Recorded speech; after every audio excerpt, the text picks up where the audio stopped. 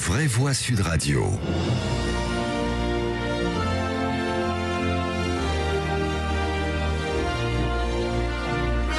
L'hymne paralympique s'appelle l'hymne à l'avenir, les Jeux paralympiques qui ont débuté donc hier à Tokyo, des Jeux qui sont certes plus visibles dans les médias qu'il y a 10 ans, mais il y a encore beaucoup de progrès à faire. Heures de diffusion, interviews, reportages, il y en a encore peu. Et puis, sachez d'ailleurs que 44 pays ne participent pas aux Jeux paralympiques alors qu'ils étaient présents aux JO. C'est une question de budget, on va en reparler. Les Jeux paralympiques, voilà, est-ce qu'ils sont trop peu diffusés? Est-ce qu'on parle trop peu des Jeux paralympiques? Vous dites oui à 71% sur le compte Twitter de Sud Radio. J'aimerais qu'on accueille notre copine, voilà, notre collègue, notre chroniqueuse, notre amie journaliste Caroline Pilastre qui est avec nous.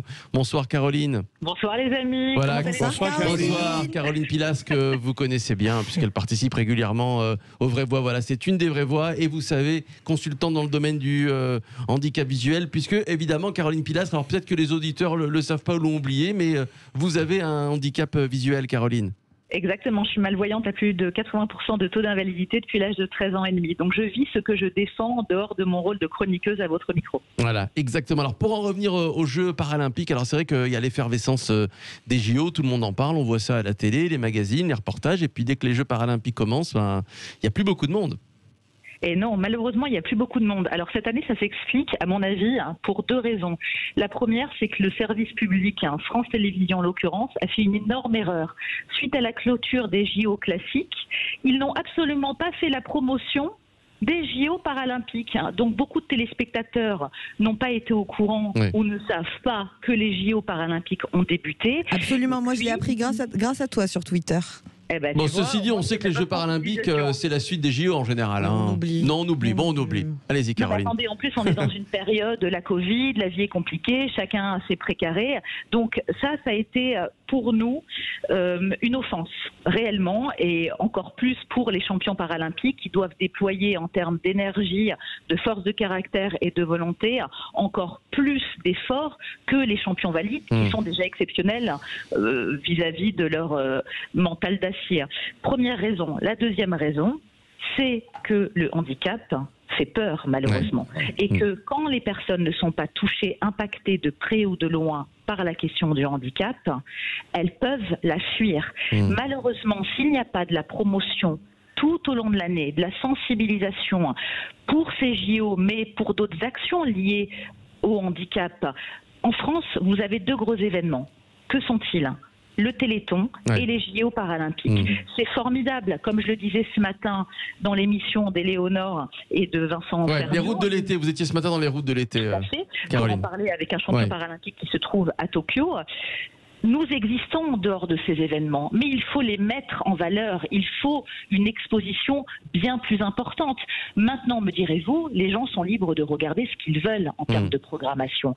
Mais il y a tout un travail en amont vis-à-vis de la sensibilisation à faire pour que les téléspectateurs connaissent ces champions et se rendent compte de la force que leur demandent ces disciplines, justement par rapport à leur courage pour pouvoir arriver là où ils sont, parce que ce sont des champions à part entière. Et oui, les Jeux paralympiques, c'est du sport de haut niveau également, peut-être même plus d'ailleurs. Il nous reste une petite minute 30. Allez, tiens, on va essayer de partager la parole équitablement entre nos trois vraies voix. Là, Okili. Et moi, je voudrais juste féliciter les deux champions qui ont donc donné 2 médailles à la France aujourd'hui. Marie Patouillet en bronze sur l'épreuve de poursuite de cyclisme sur piste et Hugo Didier qui est devenu vice-champion paralympique et donc a eu la médaille d'or, d'argent en 400 mètres nage libre. Bon, très bien, Rodrigo Arenas. Tu sais, il y a un truc, on a un truc en commun autour de la table, indépendamment de nos différences, c'est qu'on va tous à l'école. Voilà. C'est la chose qu'on a en commun en fait en République, on y va tous. Donc la question qui se pose aujourd'hui, c'est comment, en plus comparaison n'est pas raison, j'espère que personne se prendra ombrage de ce que je vais dire là, mais on est tous un peu handicapés en ce moment parce qu'avec le Covid, on peut plus faire du sport comme avant. L'école, le judo, ça c'est super compliqué.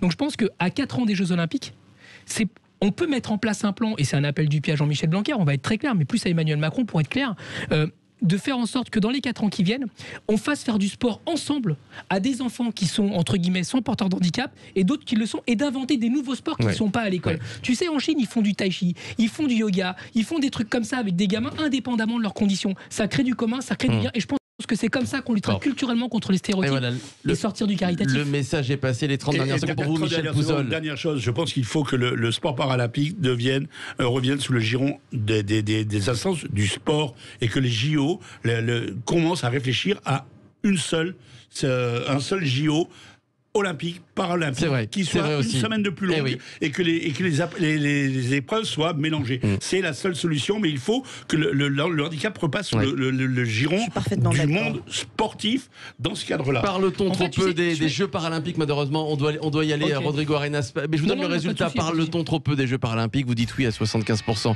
sur le compte Twitter de Sud Radio. Les débats des vrais voix à réécouter en podcast sur le sudradio.fr et la chaîne YouTube. Dans un instant, les rois de l'info. À tout de suite.